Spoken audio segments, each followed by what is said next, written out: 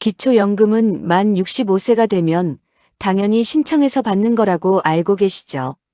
그런데 기초생활수급자, 그 중에서도 생계급여를 받으시는 분이라면 잠깐 멈추셔야 합니다.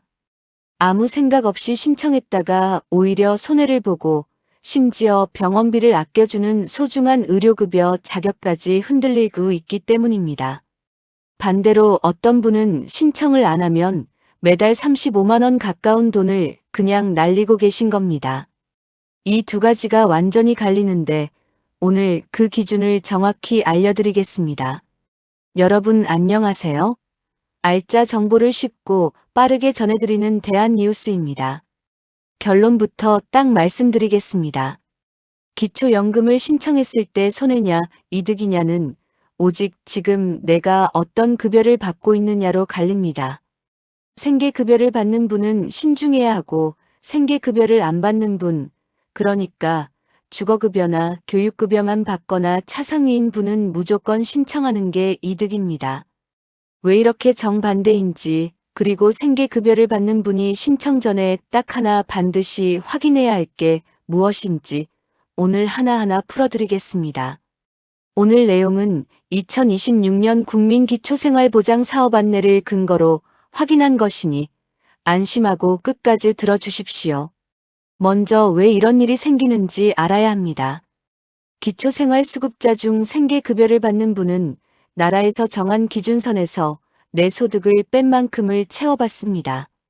2026년 기준으로 혼자 사시는 분은 그 기준선이 월 82만 556원입니다. 그런데 여기서 기초연금을 받으면 그 기초연금이 소득으로 잡히면서 문제가 시작됩니다.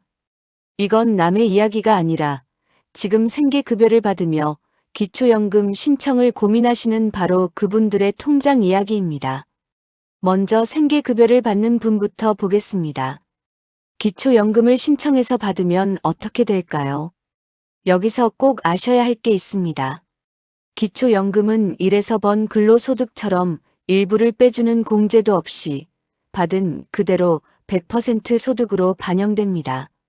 그러면 소득 인정액이 기초연금만큼, 그러니까 34만 9,700원만큼 올라가고 딱 그만큼 생계급여가 깎입니다. 소득 인정액이란 소득과 재산을 합쳐 계산한 최종 점수를 말합니다. 결국 기초연금으로 35만 원 가까이 통장에 들어와도 생계급여에서 딱 그만큼 빠지니까 통장에 찍히는 총액은 신청 전이나 후나 똑같습니다. 이걸 두고 어르신들이 줬다 뺏는 거랑 뭐가 다르냐고 하시는 겁니다. 여기까지만 보면 그래도 손해는 아니니 신청해도 그만 아니냐 싶으실 텐데, 그런데 여기서 더 중요한 게 있습니다.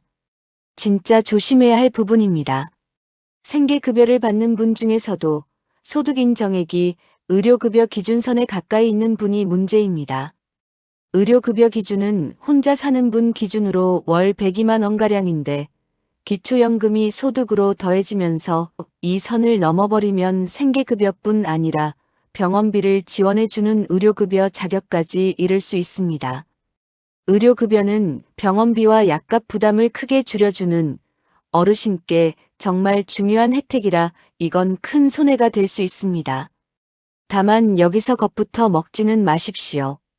이건 모든 생계급여 수급자에게 해당하는 게 아닙니다. 대부분의 생계급여 수급자는 소득인 정액이 낮아서 기초연금을 받아도 의료급여는 그대로 유지되고 생계급여만 조정됩니다. 오직 소득인 정액이 의료급여 기준 바로 아래 경계선에 있는 일부분만 주의하면 되는 겁니다. 그러니 이런 분은 무턱대고 신청하지 마시고 신청 전에 내 소득인 정액으로 의료급여가 유지되는지를 반드시 확인하셔야 합니다. 자, 여기까지 오셨으면 이 한 문장을 꼭 기억해 주십시오. 지금 말씀드린 손해 이야기는 오직 생계급여를 받는 분에게만 해당합니다. 지금부터는 정반대인 분들 이야기인데 이게 오늘 영상에서 가장 중요할 수 있습니다. 바로 생계급여를 받지 않는 분들입니다. 주거급여나 교육급여만 받고 계신 분, 혹은 생계급여 대상이 아닌 차상위 어르신이라면 사정이 완전히 다릅니다. 이런 분들은 애초에 깎일 생계급여가 없기 때문에 기초연금 34만 9,700원이 고스란히 통장에 들어옵니다. 즉 이런 분들은 기초연금을 신청 안 하면 매달 35만 원 가까운 돈을 순수하게 손해보고 계신 겁니다. 그러니 이런 분은 지금 당장 신청하셔야 합니다. 절대 놓치지 마십시오. 그럼 생계급여를 받는 분은 앞으로도 계속 기초연금을 포기해야만 할까요? 그건 아닙니다. 이 줬다 뺏는 문제는 오래전부터 지적돼 왔고 정부도 손보겠다고 여러 차례 밝혔습니다. 생계급여를 받는 어르신께 기초연금을 별도의 수당 형태로 더 얹어주고 그 금액은 소득인정액에서 빼주자는 방안이 논의되고 있습니다.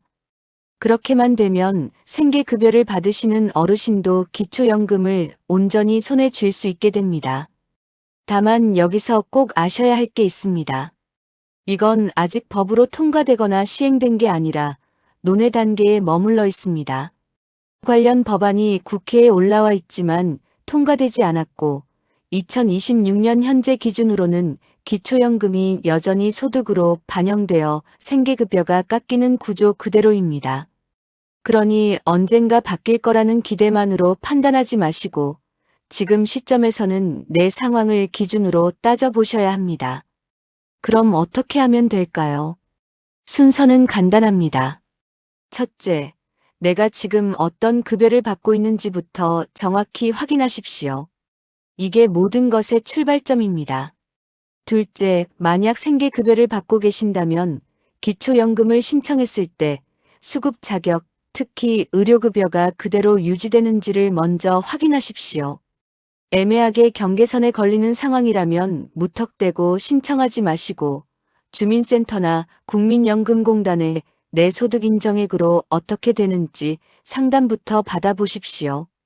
셋째, 반대로 생계급여 대상이 아니라면 그러니까 주거급여나 교육급여만 받거나 차상이라면 기초연금은 신청하는 게 무조건 이득이니 지금 바로 신청하십시오.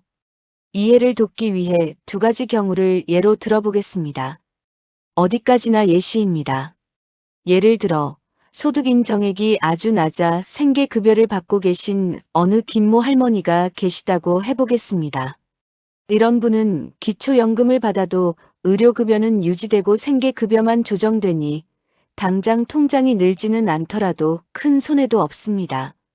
반면 소득인정액이 의료급여 기준 바로 아래에 있는 어느 방 모 할아버지라면 기초연금 때문에 의료급여까지 잃을 수 있으니 신청 전에 반드시 상담을 받으셔야 합니다. 마지막으로 주거급여만 받고 계신 어느 이모 어르신은 깎일 생계급여가 없으니 기초연금 35만 원을 고스란히 받으실 수 있어 신청을 안 하면 오히려 손해입니다. 이렇게 내가 어떤 급여를 받느냐에 따라 답이 정반대로 갈립니다. 그러니 판단은 인터넷 소문이 아니라 주민센터나 국민연금공단, 국번 없이 1355로 상담하고 결정하시는 게 가장 안전합니다. 오늘 내용을 한 문장으로 정리하겠습니다. 기초연금 신청의 손익은 오직 내 급여 종류로 갈리며 생계급여를 받는 분은 특히 의료급여 유지 여부를 상담한 뒤 신중히 결정하시고 생계급여 대상이 아닌 분은 무조건 신청하셔야 합니다. 그런데 이런 궁금증이 남으실 겁니다.